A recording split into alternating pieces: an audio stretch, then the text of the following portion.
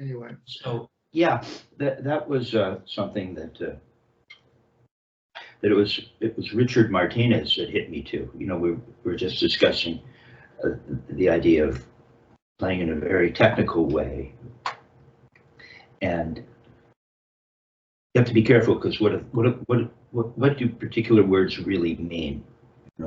So the idea that we're looking for feeling, not just speed, it is what you were kind of referencing. And Martinez heard me playing with John Beasley and Alfonso Johnson at it's gone now. It's called Aqua Lounge in Beverly Hills. It was Larry Flynt's club. Okay. And all the walls were aquarium. It was fish. You were in the ocean. It was awesome. And he said, I know how to help you right away. It's like, okay. And I know Martinez doesn't mind me mentioning it. It was Charlie Pride, the great black country singer. Right. Well, Richard was they were in rehearsal, and Charlie turned to Richard and said, "Drummer boy, drummer!" Like, what the hell is he talking about? I don't want to hear any of that fancy drum stuff. Give me the J. The J. I came from a world that I thought that time had to do with, I viewed it similarly to the visual for me was, it's like a ruler, right? And I'd hear guys talking about playing right on the beat, playing a little bit behind the beat, a little bit ahead of the beat. So there's these grids that you're lining up with. And so what Martinez learned from Charlie and cool enough to pass on to me was this idea of a J. If you were to sing a blues thinking of a ruler,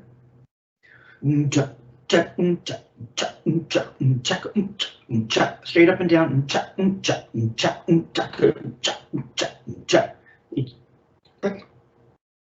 it's kind of like a polka. But when you get this happening,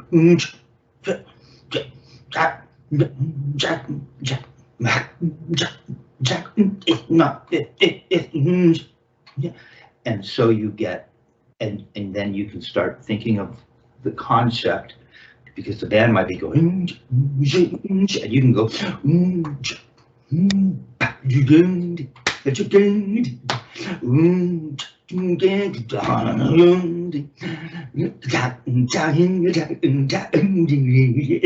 it's never this.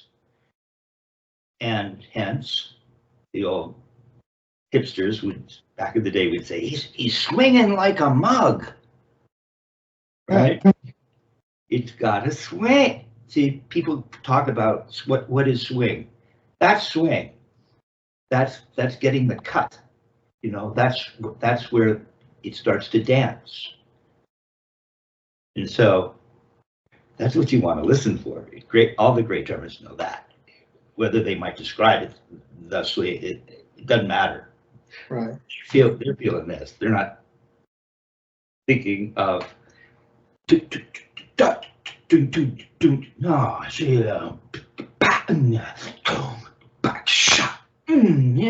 even the motion. See this motion I'm teaching you? Yeah. Motion has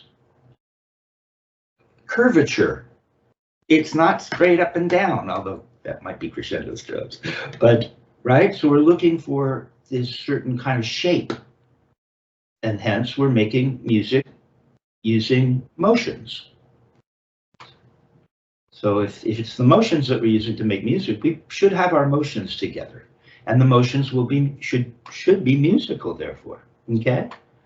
So when I stopped you, because this is, as I've described, it takes a while to create new engrams or reprogram one's mind and perhaps create new muscle memory or create proper muscle memory. That can take a minute. And so when you come in, I stopped you because I don't even want you feeling this, but when you've got a thing that you kind of do. Don't even play for a second. But you've got this thing that you want to do, right? For whatever reason, but it gets to the point where you're hopefully practicing in front of a mirror or mirrors, like in the men's room, where you've got the 3 mirrors so you can check out your new outfit, your new suit. And so you can see yourself from 3 different positions, and perhaps you're looking at the videos that we're making, and you just start to say, I'm not going to do this. This is something, and it's fascinating because it's like some part of the mind goes, you're not wrong. Like we're protecting ourselves. No, this has to be right, even though there's this other thing that I showed you. It's just like some part of the mind, it says, well, how could you be wrong, right? It's like it's hard to let go, right? And I get that for me, it's like, this feels weird. Well, okay, but why don't you try it? Because it'll probably work out. And so whenever you see the stick, first of all, at a funny angle and not the angle that you felt more than many times, quite frankly, where you're more lined up with the form. And see, it doesn't look like this. It looks like this. So really, I don't know if you're familiar with, I just know a little bit about karate. I read Gichin Funakoshi's book, who brought karate to the United States from Okinawa. And I had a friend who was studying, and he would talk about kata. And not because real karate guys might take offense to referencing the Karate Kid, but that guy Sensei's got him waxing on and waxing off, right? Making a particular motion. Of course, he gets his car cleaned for free, but there's these motions, the crane. Right. There's these motions where these guys, they move very slowly as they move forward, just to get the feeling of, sorry folks, but that might be a good idea for you right now. It's not even playing. It would feel like, why am I doing this? I'll tell you why you're doing it. Because when some guy goes to knock you out, you might actually be able to defend yourself. So it is connected. And so what I had you doing last week was experiencing this, right? And then I had you do this. Now, have you been practicing that this week? Yeah, I have. And okay, let's see it. Let's see it. Okay. That's what you need to be doing, not this. Right. What does this have to do with this? Right. Now, get that stick a little bit more. Probably when we look back, things look different. And so just move to your move to your right. See, I'm holding. I can put mine right. There's tension right here against the bone right here when I do too much, but wait, you don't want to be. Yeah, if I do this and then I move it over here, I feel some tension here, but not tension that's. It's right here is where I feel it in my wrist. Okay, so just do this. Say hello. Hello. Does that hurt? If I go too far, yeah. But if I just do like here. When you say go too far, what do you mean? Too far this way? Like I go too far this way. I feel tension here. Well, you should, yeah. Because now the fulcrum is misaligned, the wrist fulcrum. And if you go too far this way, what is it? What do you feel? Oh, yeah, I feel tension there too. I do. I feel tension in my thumb. I feel some tension in here. You're right. Straighten it out. And there is some muscular activity just doing this. I mean, when we're asleep, we don't sleep like this, even though I know a dog that sleeps that way. Up in the air like this. It's like, how did he do that? So we're looking for just what's absolutely necessary from a muscular level, right? So how much does it take to just simply lift the stick up? See, so put it down. Put it down. Mine's on the surface. Now, see already, that looks like it might not hurt, but it doesn't look like it's aligned. So make that little cradle. Yeah, there. Now I'm feeling tension here, but Well, yeah, you're going to feel a little something. You know, the idea of drums being effortless, got to be careful with these words, because it takes effort to hold your arm up. It takes some effort to hold the stick. What we're looking to do with this technique is use just the minimal necessary effort, right? So, and you don't need to test it, you just want to feel nothing. Now, it's shaking when I do that. So but that's because it's not on the surface like I asked. Yeah. No. Just let the stick lay on the surface. No, hang out for a minute. Okay, well, you I've seen you not do that, but just let your arm hang by your side. We're not going to play. That's what I mean. No stick. I'm going to intentionally do that and just. Now just let it lay in the middle finger. Just the middle finger. I showed you that. There. Just sit like that for a minute. Now there's some work going on. Not much, but some. I have to hold my bicep muscle is holding my forearm up. I don't feel the stick on the palm. It's just resting in the middle finger. No, you can take your first finger and thumb off. There. Now just lift it up to parallel. No, just to parallel. Put it back down. No, put it there. No, take your first finger and thumb off. Relax. No, take your first finger and thumb off and leave it on the surface. Just experience nothingness. Nothing. All right, so now you're going to put your first finger and thumb on. Just gently. Just like that. And you're just going to, this wrist fulcrum is a hinge. It's just going to lift up.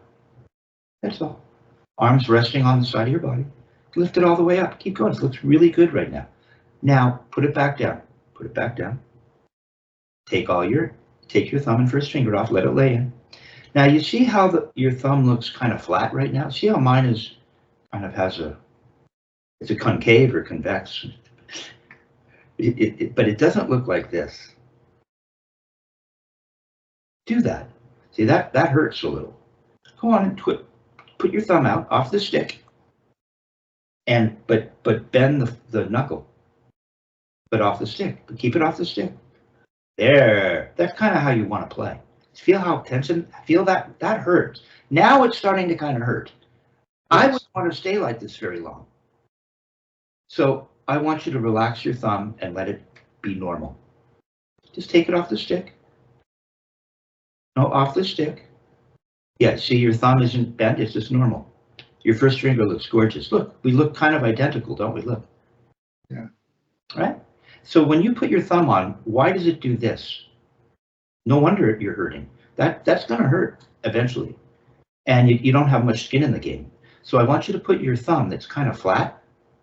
Just put it on the stick flat. Stop pinching with it. Just touch it. There. Now bring the first finger in. Yeah, there. They've come in together like little pincers. You don't bend the thumb. Now relax your arm because you've gone out into some other position. It's okay. We're finding our position. Okay, now take your first finger and thumb off again. Your thumb looks normal. Bring the thumb, and your wrist looks pretty normal. Now just leave your wrist, bring the thumb and first finger in, keep the thumb flat. Now it's when you start, relax your arm. It's when you, yeah, there you go. It's when you start to lift the stick up that your thumb starts to pinch, I think. So go on and lift the stick up, but don't pinch with your thumb. All you feel is it's in the middle finger. Don't pinch. Don't pinch. It's in the middle finger, resting on the palm. Feel the first finger, first knuckle, and I feel the flat of the thumb. Now, let's see, that looks better. Keep your thumb flat. Now take your back fingers off.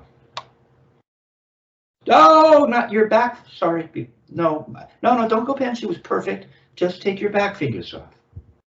And your middle finger. And your middle finger. There. It's really good. Now let's just meditate on that for a minute. Don't go playing. Keep it right there. The only thing holding, I take all your fingers off. Hello. Take your middle finger off too. See, all you have right now is your first finger and thumb. Makes everything very simple.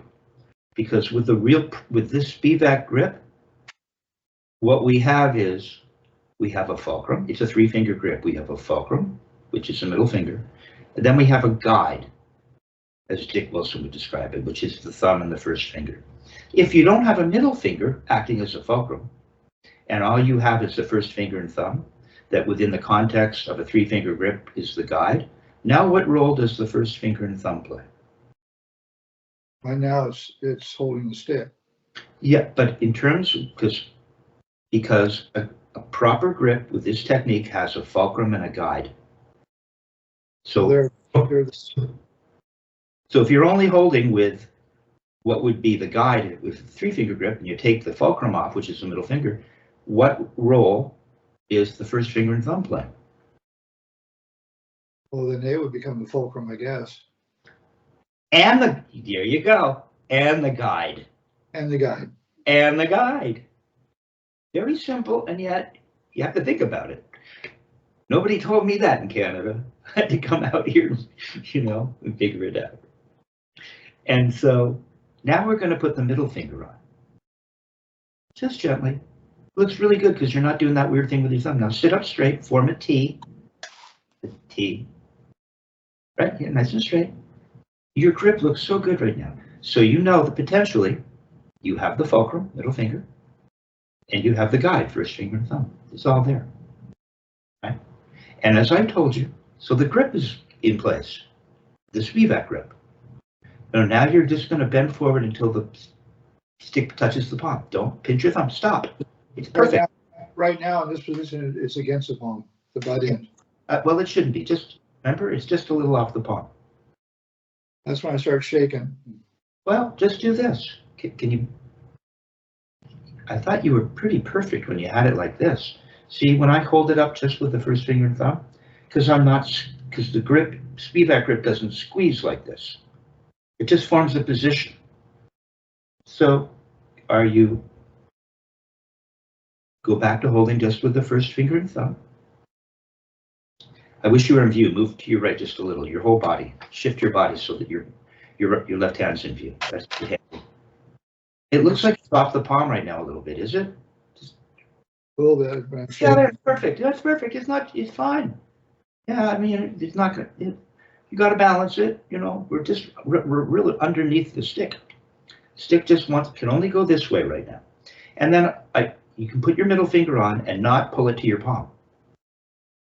Don't pull it to your palm. Just leave it there. Now you have a grip that looks like this, don't you? Still off the palm. I'm off now. Good. Now what we're going to do is we're just going to turn until it bumps into the palm. Turn forward. Boom, boom. It went boom. No, you don't. It's already touching. I can tell it's touching the palm. Your grip looks really good. There's not a lot of hurt. There shouldn't be. Not much. You still have to hold the stick. Still have to keep the forearm. We're holding. Muscles are working, but just what's necessary. And now at this point, it's laying it. I told you, now you can feel it laying in the hand. You can take your first finger and thumb off again just to prove it to yourself. Yeah, you see? You got it. Now let's play with this for a second, because I think for you, I have to approach it intellectually and from a physical point of view, tactile point of view. So what you're feeling right now is very good. And now if you're only holding it with the middle finger, it is touching the palm, but we're really holding it just with the middle finger, but the palm is playing some. Now what is the middle finger's role in the grip? Because the grip needs a fulcrum and a guide. But now the middle finger is the fulcrum and the guide. Yes, it is. Now we can enhance that by putting the guide back on and turning the middle finger back into the fulcrum only, and the first finger and thumb are the guide. Now we're going to turn a little more. We're cutting over the surface now. Let's see how relaxed your hand is. Now down here you can take your first finger and thumb off. Make the middle finger the fulcrum and the guide. There you go. Put them back on. Build the perfect speed back grip. Now just touch. That's it. You're done. And you're at the surface. And you can see potentially, if all you have touching the stick really, of course it's on the palm now, right? If all you have touching the stick is the middle finger and the first finger and thumb, you know that somewhere within that very narrow grip, there is a potential for the stick to rock over a fulcrum. So when you want rebounds, when we get into playing doubles and multiple rebounds, you'll have this built-in narrow little fulcrum. See, it's not going to rock over much. First of all, if you're all tight, it's not going to rock. And if you have this big, wide fulcrum, like Marie would say, you ever seen a teeter-totter with a really wide fulcrum? No, the fulcrum would be small. It wouldn't be this. At a certain point, if it can't be, now you have no fulcrum. There's no fulcrum. Right. Can't move. Now you have a fulcrum. Right. Now I have a fulcrum. Now I even have a more efficient fulcrum. So you have the three-finger grip. You've got about the best fulcrum one can imagine, other than maybe just playing with the first finger and thumb, which some guys I guess do. But then you have an inability to turn really high and there's not enough skin in the game, right? Having that other finger on will give us the power we need, especially for today's music with amplified music. Okay, so you're not shaking. You've forgotten all about shaking. You're there. Now, if you came back to that position just before you were at the floor and took off the middle finger, took off the first finger and thumb, put them back on, and then go plop. Let it drop. Boom. So you're back to where you were last week. So so that's what you need to be spending your don't stop. You did it once. You don't keep doing it over and over, because then your grip will start. To this day, I work on stuff and I stop, and I want to know that everything's in. We do that forever, right? We're looking for as little unnecessary motion as possible. You look really healthy right now. You're not doing anything extraneous and nothing extraordinary. It's really pretty simple. So now we're going to go back through it. We're going to lift the stick up without pinching our thumb. No. You're going sideways. Go. Now put your other stick here. Just let it rest on the surface. It's a very comfortable place to be. And put your stick further back on your new cool reflex pad. Okay. Move the stick in your right hand further back. Right? So that looks really good. Now, just turn up and don't stop touching the stick. Yes. We're making a fire. We're gonna try to get a spark going. No, don't let it come away. No, why did it come away? This is the path we're traveling. Come back down. Beautiful, man. Now your wrist is straight. Go straight up. Follow the path. Follow the yellow brick road. Okay, look at that. Come on down. Beautiful. Don't change your grip. Don't start pinching, but don't lose your guide. Don't lose the fulcrum. You got it all. You're beautiful. Back up, back up. Okay, this time we're just going to let it fall all the way down the stick. Why did it come away at the end? If it came away at the end, just stop for a sec now. It's really cool, isn't it? If it came away from the end, what does that tell you? I lost my grip somewhere. You lost your grip. Now your grip is back. See, if you don't change your grip, it should just come back. You don't have to worry about shaking and all that. Just move the stick. Go on up. Come down and don't lose your grip. Boom! Look at it. Forget all that. So Don't worry about that right now. This is new for you, but it hasn't been shaking. We had a 3-minute conversation where it just sat there, not shaking at all. So, yeah, so just lift it up. Lift it up. And follow the path down slowly. Yeah, this time lift it up. And just let the whole thing collapse with gravity. Don't lose your grip. No, your head. Yeah, you see, you're teaching yourself. That's why you shake, because you throw your hand open. No, if it's just laying in there, it doesn't shake when it lays in there. Just lift it up. Lift it up. See, your hand is a perfect little machine, isn't it? Perfect little holder. Now just let it come down and don't change it. Just follow it down. That's what it feels like. That's what it'll feel like. Go up 2 inches. Don't pinch your thumb. Don't change your grip. Fulcrum and guide. Come back down. Up. No, just a couple inches. Looks good though. Don't pinch. Okay, back down.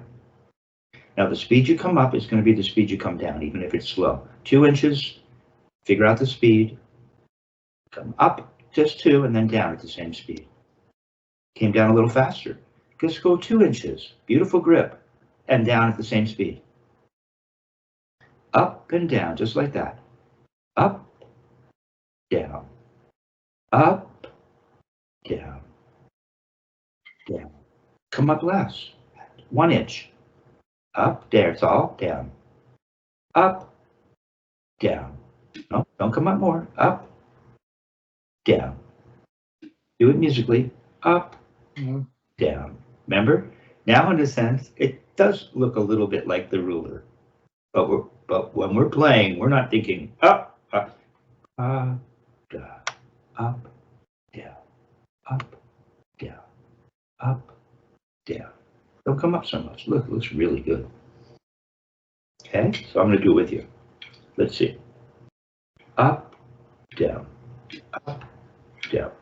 It bumps into the bead at the bottom. Maybe you should turn it this way. Okay. No, put the butt end at the bottom so the stick doesn't bump into the bead. Butt end. Oh, I'm sorry. Yeah, because mine bumps into the bead. I hear a little sound. Or it did somewhere. I guess maybe I was too far forward or something. Oh yeah. Stop it. Looking good. No. You have to back up your stick in your right hand. And see, no, because the stick. Watch. If you start here and you go up, it'll leave. It'll go away from the stick. You have to have the stick further back, so as it arcs upward, there's still something to touch. There it is. Now just, okay. Nice grip. Don't pinch your thumb. Now just bring that up 1 inch. And down. Musically. Up, down, up, down, up, down, down. Don't try to make a note. I'm not even making a note. Look, I'm just making the motion. Like the windshield wipers. They're not trying to make a note. Unless you put something on either side that they bump into. Then you get notes. Looks really good. Don't put your thumb. Up, down, down, up, down, up, down, up, down, up, down, up, down. Yeah, there you go. Come on. Let's get the fire going. We're not camping. We forgot the matches. Kind of. Go ahead. I was shaking again, so that, Yeah, that's okay, because your grip started to, but if you just leave everything alone, it's looking good. Yeah, you're doing something with your thumb. If the only thing happening is the wrist, you just leave the hand. You got the idea. Looks good. You're doing stuff with your thumb, of course, right?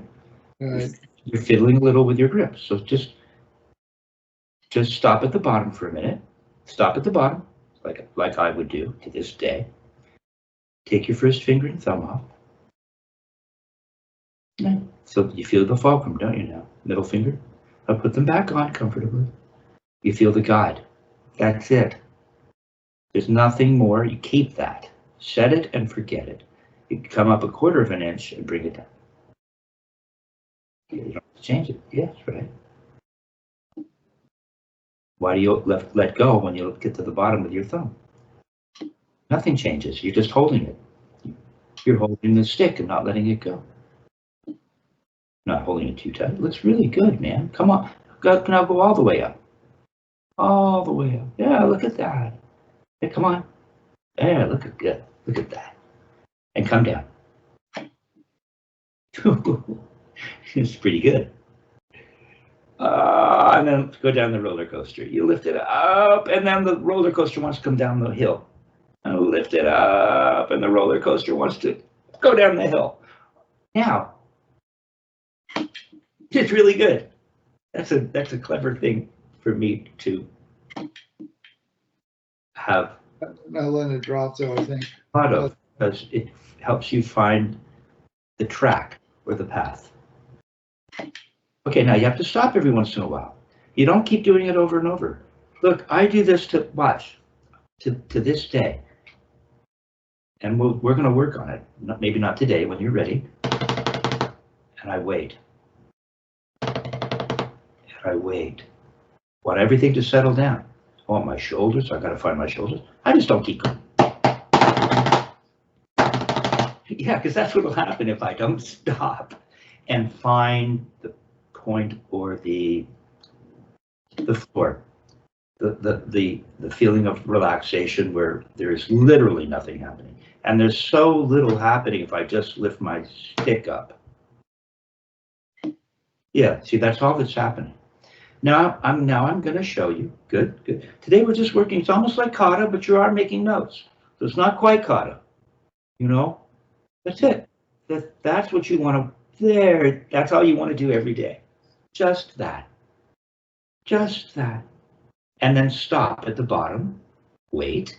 Take your first finger and thumb off. There. So we have a fulcrum. You proved it. Put the guide on. So lift it back up. Come back. Tap. Take the guide off. Now you can relax. Spend a moment. Let your body absorb that feeling. Okay, put the guide back on. Okay, now I'm going to show you something else. Yeah. So I want you to know about, we talked about the J, you know. There's this motion that is part of what makes this. There's a bunch of things that separate this technique from others, in that, for instance, we have this 3-finger grip. Some grips rely on the back of the hand, you know, and back in marching days, the whole Moeller thing, where they lead with the elbow, and they're playing on, like, I don't know, I don't, that's not my bag, but playing on these really large drums, calf skin heads, marching in the rain with a soggy head, and so they might not be using a 3-finger technique. They're grabbing this hunk of wood, chunky stick, and they're going in the rain. Okay, right. So that's a whole different world.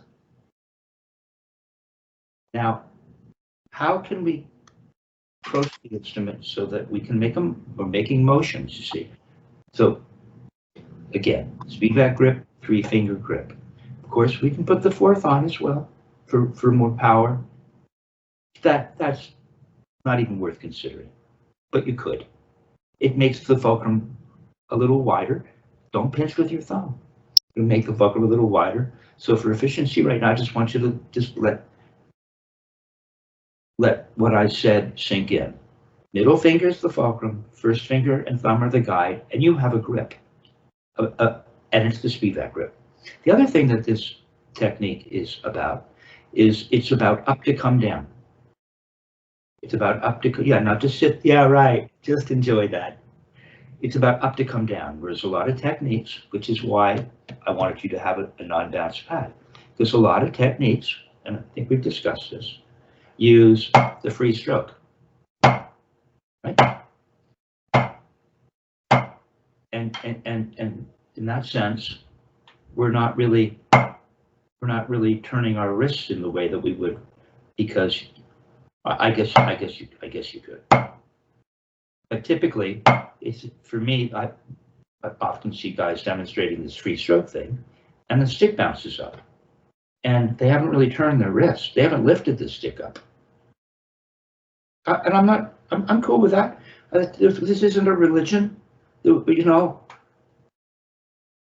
I don't. Sometimes the word cult often it has a negative connotation, but there are different cults, and they mean no harm. They're doing their thing. It's a group of people to get together with one idea in mind about a particular thing. And so instead of relying on the surface to bring it up, see my wrist hasn't really turned up? Right. If I were to put something here, right, and wanted to follow it up, you see, it's not following it up by lifting it up. It's coming up so that you don't have to turn your wrist up.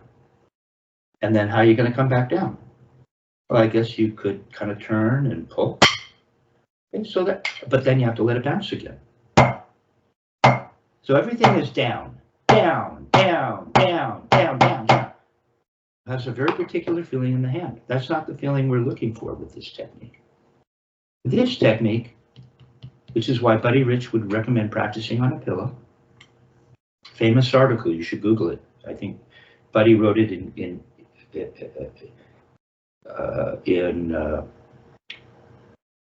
his co-authorship with what's his name, Adler. And so, right, find that article. It says, pillow, pillow, pillow. Because with a pillow, you can't do this. Ain't gonna happen. If you know what you're doing, maybe it could happen, even on a non-bounce pad, because there's a little bounce. But this will help you not be able to rely on that. So what we do with this technique is we lift the stick up.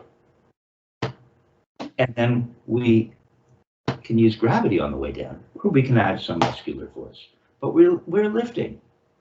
And then we get the down potentially for free with gravity, right? So, right. And so as opposed to everything being down, down, down, down, down, down, we're up, up, up, up, up, up, up, up, up, up, up, up, up, up, up, up, up, up, up. We just want to feel that stick. We want to turn our wrists, not rely on, see my wrist turning? Stick is laying in the 3-finger grip, you see? So we're not relying on the bounce. I'm lifting it up every time and letting it drop. Okay? So that's an important distinction with regards to what makes this technique different than any others. The other huge distinction is the idea that we can make notes going in both directions. Yeah, it looks better already, but you can't change at the bottom. So if you have to, your grip should be just what it was when you started. It comes right back, and it's back to where it started. Now stay with me here. It's beautiful, really good. See this? What is? There's nothing there. No, this is the stuff. Okay. What this technique is about has a lot to do with making notes on the way up and down, right? Yeah. Okay. It's the famous Murray Spivak single stroke, all right? So to make motion, to make notes going in both directions, we have to know We have to know how to move so that we have the opportunity to make notes while we're going up and down. So how do we go up? Well, we have this kind of wrist turn. The stick is going up, but you really felt nicely. Now, put your stick again in place and move it right to the back of the pad. Yeah, it's nice and relaxed. You have your grip, you have your fulcrum and your guide. Now, and the stick should be right in the center. Is the stick in the center of your cool new pad? Yeah, but move the butt end all the way to the back. Like that. Right in the center of the surface. It looks good. Okay, now, and your arm's just hanging. It's just like this and like that. It's all that's happening. Now what we're going to do is, instead of the stick going up, we're going to bend forward and leave the bead on the surface. Come on, just bend the wrist. Oh, just bend right here. Just bend more. Follow that other stick up. Good. Stop. Looks really good. Okay, now let's check our grip, because what should be happening is it's kind of just that it's the 3-finger, but it's potentially laying in the middle finger. Yeah, that's good. Yeah, you can go up like this. Let it lay in the middle finger. Put your guide on. Look, your grip's really good. Now, to come down, here's what we do. Everything is backwards. We're in Alice in Wonderland. You'll notice that by bending forward, the stick is pointing down, isn't it? Yes. The countervailing effect is the wrist has gone up and the forearm's gone up. It looked backwards. So it can be interesting to have the mind recognize what seems counterintuitive. Yeah. You've gone down and you've gone up. I know. Now, when we turn the wrist up to the ceiling, the opposite occurs. Now the arm is going to go down. Well, no, you have to start again. Got to get the right setup here. Okay, we're going up just by bending. Beautiful, you got up, but you didn't lift up. Dick used to love, he goes, why would I get my arm for free. What do you think, I'm playing the violin and I'm going to use my arm? No, that's not how you play the violin, Kevin. Okay, so you've got the arm for free, you've gone up. Don't point your first finger, you don't want to lose your guide. Got to keep it in place. Grip, just very simple. Now we're going to start to turn the stick up as though we were making a regular wrist turn, which you did earlier. But when we do, the forearm is going to come down. Come on, lift up. You got it. Forearm. Let the forearm come down. Let the forearm come down. Forearm down. Forearm. Look. There. Don't lose your grip. And complete the turn to the surface. Yeah. There you go up. Now you turn up and the forearm comes down. Backwards. It goes backwards. No, but you have to lift up. You can do, okay, let's do that. Fair enough. Yeah, you can do that. Go on. Now we're doing this. Up, down. No. Okay, and finish your turn or your throw. Just turn. It's like a regular turn now, isn't it? Something you've already, see? Yeah. All the weight of your arm for free can come whipping or falling down, but you have to lift up a little sooner. But not bad, and finish it. Okay, easy. We're just being caught today. Let's not jump in, okay? No, stop. No, stop. As soon as the bead leaves its fixed point in the universe, thank you, Richard Martinez. As soon as it leaves, the forearm comes down. Look, the forearm down. Look, forearm comes down. Yeah, just do that. There, lift the bead. Yeah, there it is. As soon as you lift it, even a half an inch or a quarter of an inch, the forearm moves like a quarter of an inch. This is like they're working together. Yeah, there it is. See, that's where day turns into night. That's where it starts. So put it back on the surface. Tip, bead, there. So you have to leave the surface and feel the forearm countervail. And then you finish it. Oh, really good. See, that way we can make a note there. And we can make a note there. Yeah, I know. You just got to get used to what is so different for you, right? In traditional, even though I'm not set up for it. See, we'd come up thusly, right? Because you play traditional. Now remember, watch. Just remind yourself of what it felt like to do this. Yeah, just chill out. Everything's fine. Okay? No. Yeah, let it go. Take your other fingers off. That's a character on a CTV. Crazy legs. Right? Okay, now you're gonna. I just want you to put your gun up. Now do the thing we did earlier. Just lift it up. Don't make a motion. There. Now I want you to feel. If you feel that, I want you to feel what it feels like to go in the other direction. You don't have to go fast. God, man, I want you to feel this and go down in the same speed. That's beautiful. Don't let go of your thumb, but it's fine. Now this time we're going to go up and leave the bead down, which you already did just by bending. Nothing hurts. You've been doing this is how you walk. Go on, bend the wrist so it goes up. There you go. Now you're going to start to lift the bead and the forearm's going to come down. And you're going to stop right. Don't push. Stop. Okay, you're where you were when you did this, aren't you? Kind of, pretty close. So it's just this, slow. That's how you finish it. Look, you're right at the floor. That's an honest to goodness motion for a throw. Yeah, you just have to calmly. It's so new to you, right? I came from Canada. I didn't know anything about making upstrokes. Never even heard of it. Okay, no one had ever told me. Not a clue. But what I've heard and what I think I've seen, I think people explained there what they thought it was and tried to show other drummers how to show what it was. And I think it was using the rebound. Oh, this is an upstroke. Okay. But on the upstroke, you let the rebound bring it up, not you. So that exactly. I think if I remember right, I mean, it seems like everybody thought they knew Murray Spivak's method.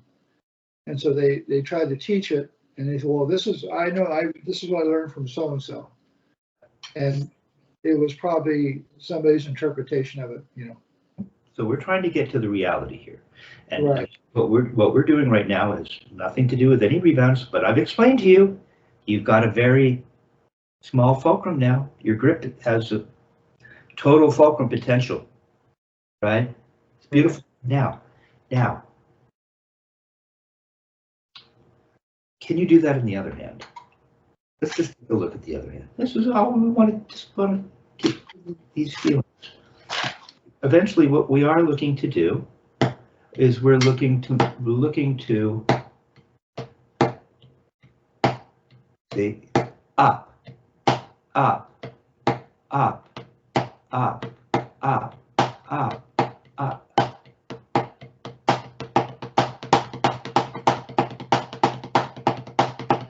We're looking to get that happening, right? And it's, as Murray would say, well, every time you bend forward, it relaxes and you release the tension, because if you do this long enough,